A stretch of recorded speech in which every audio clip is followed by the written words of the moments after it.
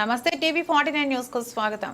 జగన్ మాయమాటలు నమ్మి మోసపోయామని కొత్తపేట బండారు పులిసత్యం చంద్రవతి కాపు కళ్యాణ మండపంలో జరిగిన దళితుల ఆత్మీయ సమావేశంలో పలువురు దళిత నేతలు ఆవేదన వ్యక్తం చేశారు. దళిత ఓట్లతో గద్దెనెక్కిన జగన్ వైసీపీ నేతలు మాపైనే దాడులు చేయడమే కాకుండా ప్రాణాలు కూడా తీశారని తెలిపారు. మరలా దళితులకు మంచి రోజులు రావాలంటే దళితుల పంతం వైసీపీ అంతం అనే నినాదంతో రాష్ట్రంలో జగన్ ను కొత్తపేటలో జగ్గిరెడ్డిని గద్దె దించేందుకు కంకణం కట్టుకోవాలని అన్నారు. ముఖ్య అతిథిగా పాల్గొన్న బండారు సత్యానందరావు మాట్లాడుతూ వైసీపీ నేతల వల్ల బాధితులైన దళితులందరికీ అండగా ఉండి దాచుకుంటానని భరోసా ఇచ్చారు. నేను ఎమ్మెల్యేగా చేసిన 3 సార్లు దళితులపై ఏ విధమైన దాడులు జరగలేదని, అందరికీ సమపాలన అందించాలని గుర్తు చేశారు.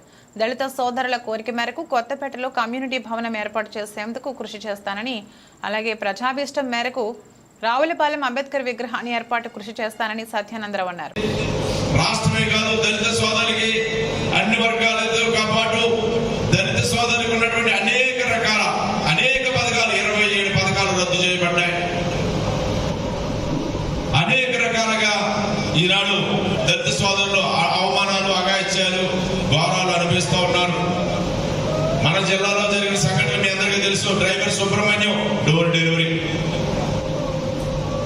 అనేక రకాలైనటువంటి ఇబ్బందులు మన జిల్లాలోనే మనం చూసాం, రాష్ట్ర వ్యాప్తంగా చూసాం. వీటన్నిటి కూడా సమాధానం చెప్పాల్సిన అవసరం ఉంది. అదేవిధంగా ఇలాంటి మిమ్మల్ని అందరినీ కూడా ఈనాడు పిలిచింది ప్రధానమైన ఒక్కసారి ఒక వర్క్ షాప్ లాగా, అంటే అందరినీ ఎక్కువ మందిని మనం పిలుచుకోవాలి. మన వాళ్ళతో మాట్లాడితే ఒక వర్క్ షాప్ లో ప్రతినిధులు పిలుచుకుందాం, మన కార్యకర్తలు పిలుచుకుందాం.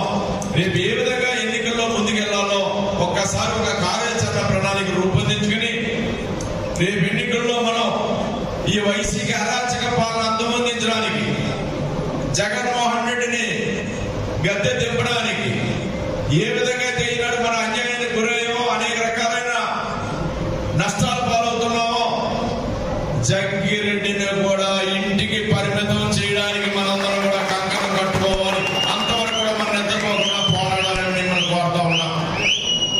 మంచి కేడర్ ఉన్నారు, మంచి నాయకులు. వేదిక చూస్తుంటే కడుపు నిండిపోతా ఉంది. మనకున్న కేడరు, మనకున్న బలం, అనేక మంది ఏమో ఆశించకుండా నిస్వార్థంగా మరి పనిచేసే నాయకులు, సోదరులు, సోదరిమణులు, మనకన్నా దళిత సింహాలన్నీ కూడా గ్రామాల్లోకి వెళితే గ్రామాలే పెరగబడతాయి. ఆ స్ఫూర్తిని మనం దళితుల్లో తీసుకురావాలి, ఇంటిగ్రేట్ చేయాలి. అంబేద్కర్ మహానుడు చెప్పారు, బోధించు, సమీకరించు, పోరాడు. అదే మనకి నిత్య సత్యూపుడికి ఆచరణీయం, మార్గదర్శనం. ఏమీ అవసరం లేదు. అంబేద్కర్ మహానుడు చూపించిన మార్గంలో మనం పోరాడాలి, దాన్ని సాధించుకోవాలి. ఎవరైతే మనకు అన్యాయం చేస్తా ఉన్నారో, ఎవరి వల్ల అయితే ప్రజలకు అన్యాయం జరుగుతుందో, ఎవరి వల్ల అయితే రాష్ట్రం నష్టపోతుందో దాన్ని తిరగబడి సమాధానం చెప్పాలి.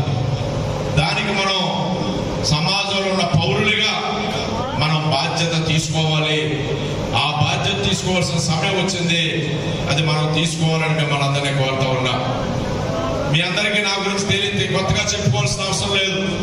4 దశాబ్దాలుగా నేను ఎటువంటి వాడినో, ఎవరు ఎటువంటి వారో అన్ని కూడా మీకు తెలిసిన విషయాలే. మీరు కోరుకున్న విధంగా, మీరు ఆశించిన విధంగా నేను పనిచేయడానికి సిద్ధంగా ఉన్నాను. నాకు చాలా అనుభవం వచ్చింది. 7 ఎన్నికలు ఎదుర్కొన్నాను. జయాల కంటే అపజయాలు ఎక్కువ. ఓట్లు చేరకతోనే దగ్గరలోనే నష్టపోయాను. అధికారం ఉన్నా లేకపోతే ఒకలేగా నడిచాను. వరుసగా 2 సార్లు ఓడిపోయాను. 2004 నుంచి 24 దాకా చూస్తే ఒక ప్రజారాజ్యం సమయంలో గెలిచినా అది ఏమీ కూడా పూర్తిగా పనిచేయలేనటువంటి పరిస్థితి. సమైక్యాంధ్ర గొడవలు ఆఖరి 2 సంవత్సరాలు, మొదటి 2 సంవత్సరాలు కాంగ్రెస్ పార్టీ అధికారంలో ఉంది, ప్రతిపక్ష పార్టీకి పరిమితం అయ్యాము. అది పూర్తిగా నేను సంతృప్తిగా పనిచేయలేనటువంటి సమయం. ఇంచుమించు 2000 నుంచి 24 దాకా కూడా మీ అందరి అన్నదండలతో, ఆశీస్సులతో అధికారం ఉన్నా లేకపోయినా ఒకే తీరున నన్ను ఎమ్మెల్యేగానే మీరందరూ గౌరవించారు తప్ప ఎమ్మెల్యే ఈ కాదు అనే అగౌరవం ఎప్పుడు నేను పొందలేదు. 11 లేకపోయినా ఒకే గౌరవాన్ని నేను మీ నుంచి పొందగలిగాను. అది నా యొక్క అదృష్టం. దీన్ని ఇప్పుడు ముందుకు తీసుకెళ్లే సమయం వచ్చింది. ఎక్కడ లోటుబాట్లు ఉన్నాయో, ఎక్కడ ఇంకా అభివృద్ధి సాధించలేదో, ఎవరికి ఏ విధంగా న్యాయం చేయాలో విషయాలన్నీ కూడా మనలో పెట్టుకుని భవిష్యత్తులో రేపు ఎన్డీఏ ప్రభుత్వం కేంద్రంలో రాష్ట్రంలో రావడం ఖాయం.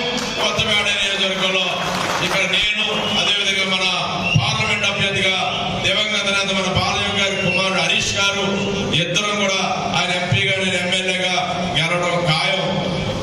తదుపరి ఆనాడు బాలయ్య గారు నేను ఏ విధంగా నియోజకవర్గ అభివృద్ధి కృషి చేసామో హరీష్ గారు నేను అదేవిధంగా చంద్రబాబు నాయుడు గారి సహకారంతో అవసరమైతే కేంద్ర ప్రభుత్వ సహాయం కూడా పొంది ఈ నియోజకవర్గ అభివృద్ధికి నేను కృషి చేస్తానని కూడా ఈ సందర్భంగా నేను మీ అందరికీ మనవి చేస్తున్నాను. ఎక్కడ ఏ పథకాలు ఉన్నా పట్టుకొచ్చి మన వాళ్ళకి అందిద్దాం.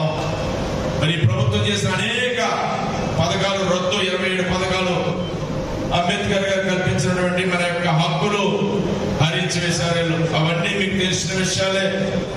అవి చెప్తే మళ్ళా చదివించడం తప్ప మన వాళ్ళు చాలా విషయాలు చాలా విభిన్నంగా మాట్లాడారు. చాలా నేను అనుకోలేని విషయాలు కూడా స్మరించడం జరిగింది. అది చాలు. మీరందరూ గ్రామాల్లోకి వెళ్ళాలి,